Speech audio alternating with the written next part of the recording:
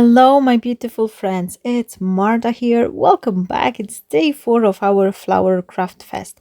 Now, today we're going to be making shakers, and I have a super easy and quick idea for putting up shaker together without even the need of using double-sided foam tape. So stay tuned if you would like to find it out, because I guarantee to you that this is super easy, fast, and you don't really need any specialty product. You don't need specialty dye, so this shaker is a great for any beginner, or if you struggling with foam tape, you don't like to use it, definitely this is gonna be video for you. Now, I'm creating my own card base, and I want to have this large 8x8 size card. But when I placed my paper on the scoring board, I thought like, oh, I'm too lazy to cut it to 8 inches. So I used the width of the A4 size card. So that's why my card will be 8¼ by 8¼ First card I just score at 8¼ and the other one I did the same. I score it at 8¼ and then I put 1 inch line for a flap. But once I did so, I thought this is not long enough. I would like to have my flap slightly longer, so I did additional line. I think it was 2 inches apart, and then I used this decorative punch to create this nice effect on the back of the card. This is always like I like to dress up my card from each 4 sides.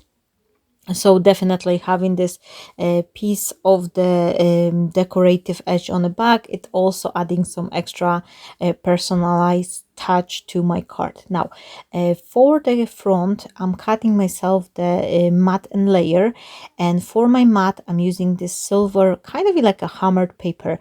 It's not mirror cardstock, it's slightly more subtle, and I think it's gonna be looking nice. Here I have this leftover piece. This was design made by my friend Carolina. I used to work in their design team. It's called Art Story. I will give you the link down below in the description area, so if you are interested, you can have a look. There's lots of different designs in her shop as well, so you could maybe find something you would like there.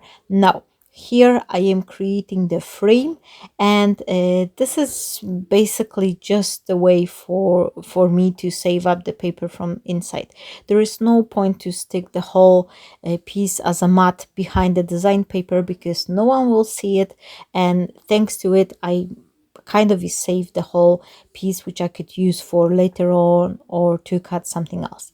Now I found this very old design from me. That was this rosy paper, like with this pinkish roses, and I've decided this is gonna be looking nice as a shaker part. I want to have a shaker in this rectangular shape, which will be showing this paper, but I want to show the paper on the inside, but also teeny tiny bit on the outside as well. So for that I cut myself rectangle slightly smaller from the white card, and also at her inch bigger from the lavender cardstock. Now I want to create the shaker opening using my trimmer, but I've used the scoring board firstly because I wanted to test if the frame will be like thick enough. If I'm unsure, I always do the scoring line first, because that way if I like my frame to be slightly thicker, I can actually cut it a 1 mm thicker, or something else like a different size. Here I want to cut the opening in this purple lavender color paper, but I want my aperture to have a 1 mm thicker frame.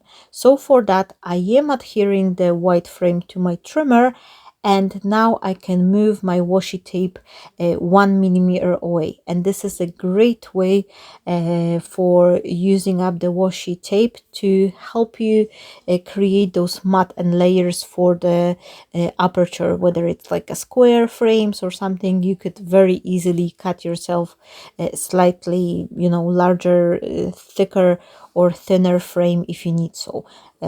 now I've kind of made a little mistake, because when you work with the trimmer, you need to slide the guide, this blade, but don't push it too hard, because if you push, sometimes that could ripple your paper. And I had this kind of like a little uneven edge on one side of the frame, but I didn't want to cut another one. So in order to disguise this, I've just used the scissors and kind of went with the distress look on all areas of this lavender frame. Now the shaker part. All you really need is just a piece of the cardboard or a bear mat. The bear mat is kind of like a compressed cardboard. If you ever been in any like a restaurant or a pub, they always like give you those little coasters, and they are created from the compressed cardboard as well. And you can order it on eBay, on Amazon. It's very inexpensive, but it's very handy to have in your craft room. And here for a shaker part, I cut it into those little strips, and now I will be creating my own frame, and instead of using foam tape and trying to cut to the specific width, which sometimes can be tricky, it's way easier to work with the cardboard. Now one more thing about the cardboard, it's come in a range of the thickness. You can have it like 1 millimeter, 1.5, 2, 3, even I think like a 5 millimeters. However, I do not recommend you to buy anything thicker than 2 millimeters. Well, you can if you'd like to, of course, but what I mean about that, you could see I'm cutting my cardboard with the guillotine, and if you buy your cardboard too thick, you may have a struggle.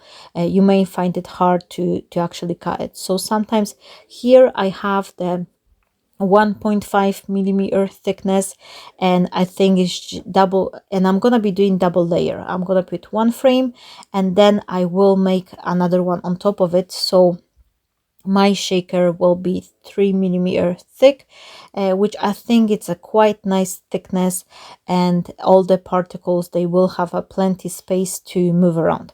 And here you can see I am just doubling the frame. And one more thing I want to say is that when you create your shakers with the foam tape, sometimes the adhesive on the foam tape tends to dry, and I know that because I have a few shaker cards which I was creating in the past, and some of them, especially the one which I was making like 4 years ago or even older, when the tape, the adhesive on the foam tape is drying out, that could create those little openings, and with the time your shaker particles can kind of start coming off in those little holes. But here, if we use the any type, like I'm using the PVA glue for the cardboard, and it's just working really well. Once you glue it, it's not gonna be coming off. It will stay like that for forever.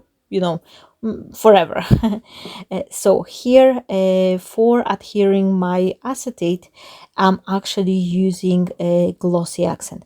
Not long ago, I was creating the acetate card. I think it was the first card from the series. Here I was also working with the acetate, and I will say that again, for me to adhere acetate foil, there's no better adhesive than glossy accent. I really like it, and I just think it's just working really well. Now finally, I'm actually using the markers, and this is another advantage for using the cardboard instead of a foam tape.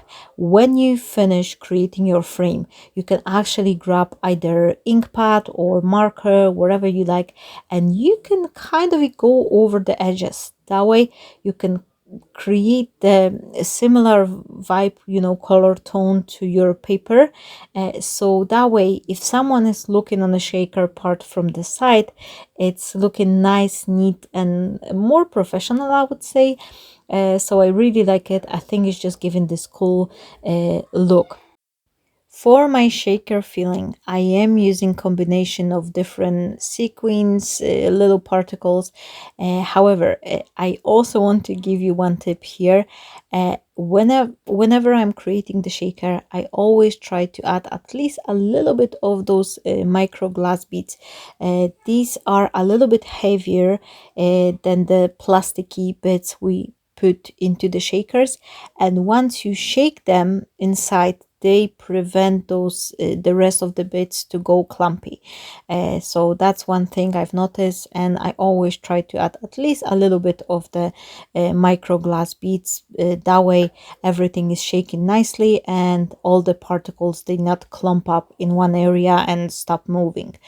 Again, because I'm adding acetone foil, I just add a little bit glossy accent on top of the white frame and the shaker is done. It was super fast, super easy, and all I really need to do is to put all the elements together and dress up my card. Now, I'm gonna be skipping the dressing the card on the inside and on the back. Firstly, because I need to kind of manage to create this video in 15 minutes because that's what we agree for this video collaboration.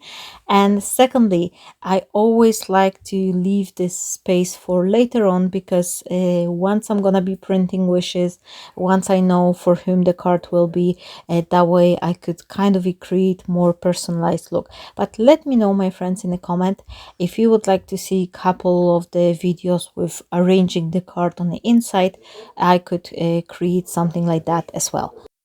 For dressing up my shaker, I've decided to use a couple of the fancy dies I had in my stash. And one more thing I wish to tell you, my friends. Not long ago, I was watching a video, one of my crafty friends, I think it was Louise from Iced Image. I was watching her video with the kind of like a pop-up card, and it was like a lovely window die, and I thought initially like, oh, I need to order something like that. And later on the same week, I was cleaning up my shelf with the dies, and I found almost identical die, and I'm so happy that I didn't spend the money because I have something almost identical.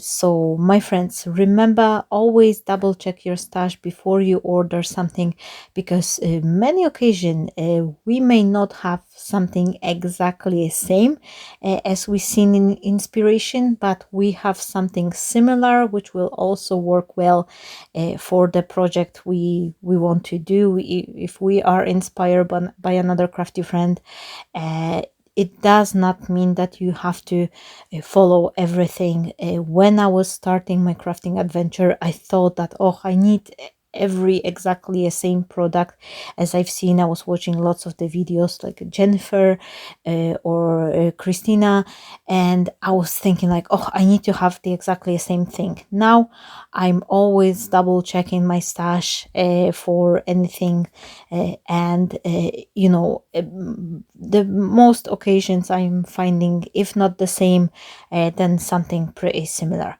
I'm dressing my shaker with the couple of the flowers and some leaves, and just to give it this nice look. And those flowers, I was actually creating 3D flowers, but I had them ready for some other occasion. I need to create a kind of like a gift for the christening, so I was making 3D flowers, but I thought this will be looking well as a single layered one as well on this particular card. Once I add the flower center, I think it's just bring it to life, and my shaker is almost finished.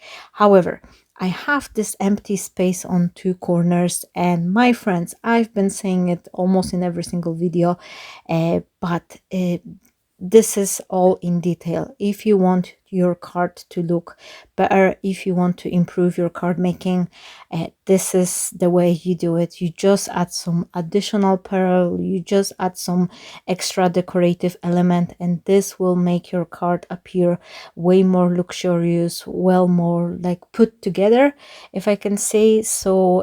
All these little details they are making this wow effect at the end once you put it all together.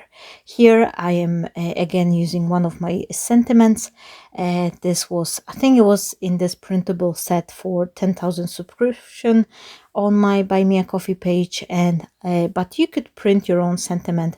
Just go to the Word document or any other, like, you know, a software you have for writing it down, and just write down couple nice, like fancy, like those, you know, fancy fonts, different, like happy birthday, or, you know, all the other sentiments you need, and just print it.